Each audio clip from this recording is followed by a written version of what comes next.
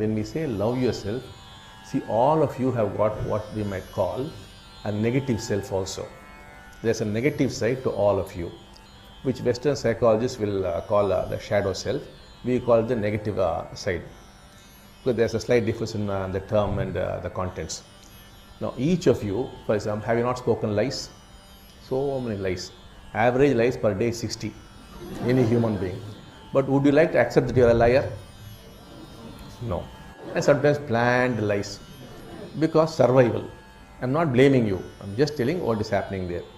But then would you like to see that? You don't like to see it. Would you like that aspect? No, you don't like it. And you say, oh, I love you so much, I wish all the blessings for you. It's full of hatred. So inside there's a lot of fear, but you appear to be very brave. You talk very bravely, but only fear inside. So for all the so-called images that you are giving, there is a negative counterpart. There cannot be anything without a negative counterpart.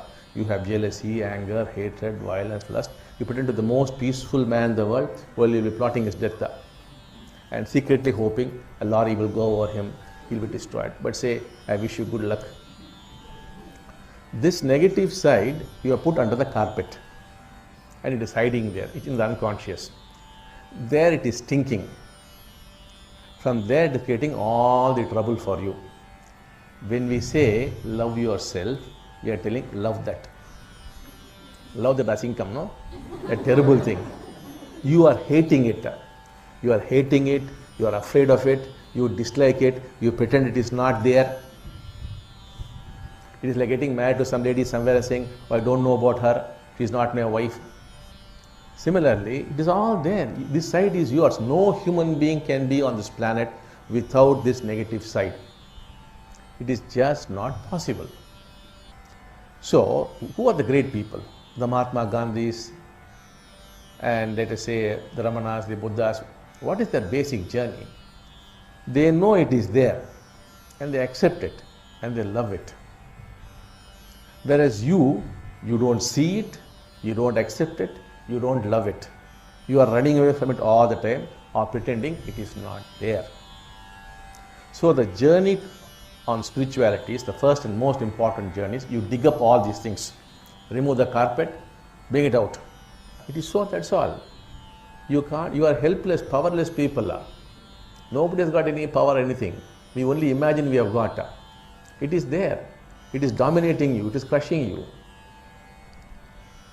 So, that is what is happening.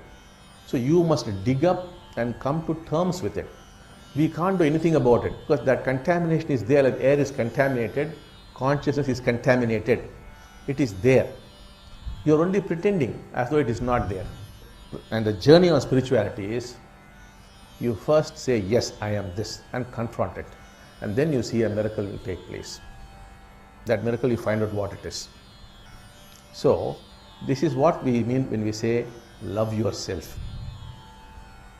All this dirt, this muck, which nobody likes. When you don't like it, when you're afraid of it, how will you love it?